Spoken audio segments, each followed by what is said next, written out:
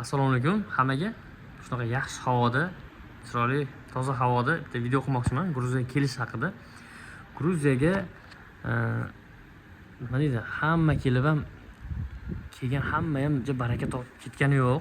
Ko'pchilik emas, endi men tanigan qanchadir odam yaxshi pul topa olmay qaytib ketganim yaxshi deyapti. Chunki bitta sabab, men o'ylashimcha bitta sabab, bu yerda hali o'zbekistonlik odamlar juda ko'p emas. Kimdir ish topa olmay qolsa, darrov u odamga yordamchi bo'ladigan odam yo'q. Lekin aslida ish ko'pmi desangiz, aslida ish ko'p. Misol bu yerda o'zbekistonliklar o'zi umuman ko'p emas-da. Masalan, hindlar ko'p, shu rusiy zabonlar, belaruslar, ukrainlar ko'p. Ular bir-biriga nima svязан bo'lib, har xil joyda ishlab yurganlar bor. Zavodlarda, boshqa yerlarda ishlab yurganlar bor. Ancha bir-biriga svязан. Ishni bir-biriga topib, osonroq anaqa bo'lib ketadi. Bu yerda hali juda ham oz o'zbekistonliklar. Shu uchun haliga keladi, ish o'xshamasa ikkinchi ishga variantga ancha bir variant topolmay ancha uyda o'tirib qoladi. U uyda o'tirgani juda katta minus. Chunki bu asosan turistik davlatda. Atrof dengiz bor. Narx-navo qimmat demoqchiman. Narx-navo qimmat. Qancha ko'p yotib qolsa shuncha minusga kirib, bu yerdan ko'ngli qolib ketadi kelgan odamni. Lekin xo'p, yaxshi pul topgan ham bor. Endi har tomonlama aytish kerak-da, bir tomonlama yo bu yer 1 tiyinga qimmat deb aytish ham noto'g'ri, yoki bu yer zo'r bo'lib ketasiz deb Gruziyada deb aytish ham noto'g'ri. Gruziyaga shu Yevropaga kira olmagan odam, masalan, yaxshi pul topasiz-ku, Yevropaga borsangiz, shu yoqqa bora olmagan odamlar kelsa bo'ladi Gruziyaga. Yoki nima deydi, qo'polroq aytganda, shu Rossiyadan dokumentatsiyadan zerikkan odam yoki deport bo'lgan odam o'sha yoqqa kelsa bo'ladi.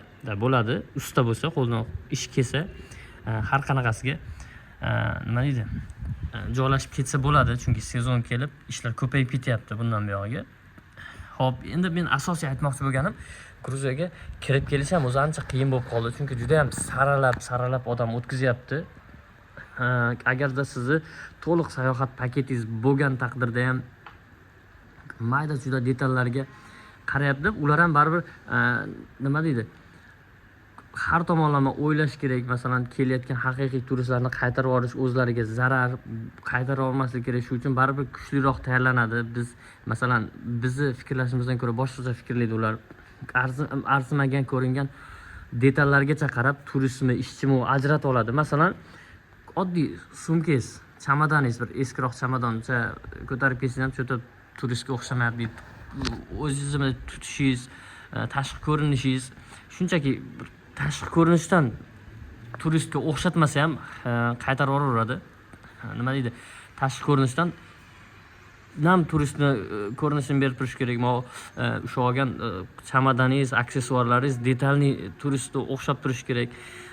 Ishqib ular ikkita savol berib ajratib oladi. Masalan, nima ish qilasan? O'zbekistonda nima ish qilasan? Oldin nima ish qilgansan? Mana shunaqa bo'lar bo'lmas savollar ham berishyapti. Aslida ular berish kerak bo'lmagan savollar. O'zi aslida bitta 1 yil bezviza bo'lgandan keyin nima deydi? Har qanaqa holatda kirib kelaverishingiz kerak, lekin 1 yil bezviza sayohatchi bo'lib kelsangiz, sayohatchi bo'lib haqiqiy sayohat paketini olib kelgan odam ham kira olmayapti. Endi bu nima degani? Bu juda ham bir saralashyapti. Haqiqiy sayohatchi bilan nima deydi, ishchini juda ham saralab kirgizishyapti. Hozir bir ikkita maslahatlar berib o'taman kelish haqida. Xo'p, bu yoqqa aniq kirib kelish uchun katta ehtimol bilan haqiqiy sayyohlik paketini qilishingiz kerak. Haqiqiy sayyohlik paketiga nima kiradi desangiz, bordi keldi bilet, mehmonxona bron, sug'urta, iloji bo'lsa transfer. Mehmonxonadan aeroportdan mehmonxonaga, mehmonxonadan aeroportga tashlab qo'yadigan transfer qilishingiz kerak. Va tashqi ko'rinishga sal ahamiyat berib, sumkani ham iloji bo'lsa yangiroq hali chamadonlar bo'ladi-ku, shu yangi chamadondan olib kirish kerak. O'zingizga uverin turishingiz kerak, что siz haqiqiy turistsiz. Chunki qo'lingizda haqiqiy sayohat paketi.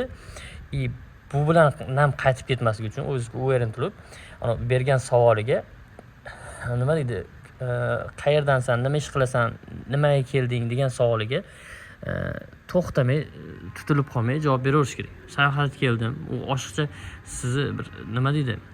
O'zi aslida oshiqcha savol berishga kerak bo'lsa haqqi ham yo'q, lekin baribir shu oshcha savol bersa ham siz javob bera olasiz. To men haqiqiy turistman.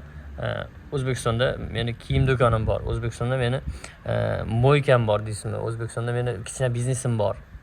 Mana shunaqa bir aylanib havo almashtirgani keldim. Ko'pchilik tavsiya qildi. Nima deydi? Shu havo almashtirgani keldim, ish qilib o'zingizga bir sabab tayyorlab oling-da. Haqiqiy turistni bir sababini o'zingizga tayyor qilib keling. Savol javob qilganda tutilmay, o'ylanmay javob berib o'tib ketishingiz ehtimoli baland bo'ladi. Keyin nasib bu yoqqa kelganingizdan keyin men o'ylashimcha har qanaqasi ish topsa bo'ladi. Men nima deydi? Ish izlasangiz Telegram gruppamiz bor. Shu bu yerda 4 ta 5 ta gruppa bor, shu Gruziyadagi o'zbeklar degan gruppalarga kirib izlasangiz ham bo'ladi yoki ruschani bilsangiz, rus zabonlarda o'zlarining ham gruppasi bor. Qaysiki ularga ham misol posrednilar yozadi.